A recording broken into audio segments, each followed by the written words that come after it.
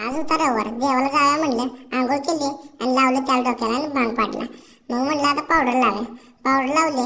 कसा दिसतो बघूया म्हणलं. जकाल दिसते एकदम. महाराजांचा घेतला आशीर्वाद आणि निघलो देवाला जायला. तर आमचा डॉन बसला गाडीवरच. बसलो की जोरात जाऊन. मग काय म्हटलं, वातावरण किती जोरात झालंय बघा. गेलो गावात, घेतली अगरबत्ती. हे दुकानदारच पडले करामती. मला बघून वाकून घेतलं खांद्यावर त्याला.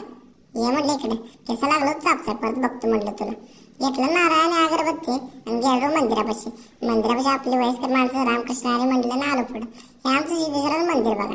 गेलो आतमध्ये मंदिरात आणि पहिलं दर्शन घेतलं देवाचं आणि लावला गुलाल डोक्याला आणि पडलं पाया आणि आलो अगरबत्ती लावायला. अगरबत्ती लावली आणि देवाला वळले. मग पडला नारळ आणि सिद्धोबाच्या पायाला केला अर्पण. पाया पडलो आणि आलो बाहेर. हे आमचं निसर्ग वातावरण बघा किती भारी वाटतंय. ही येराळ नदी आमची. सिद्धनाथाच्या नावानं चांगलं म्हणलं आणि निघालो आता घराकडे.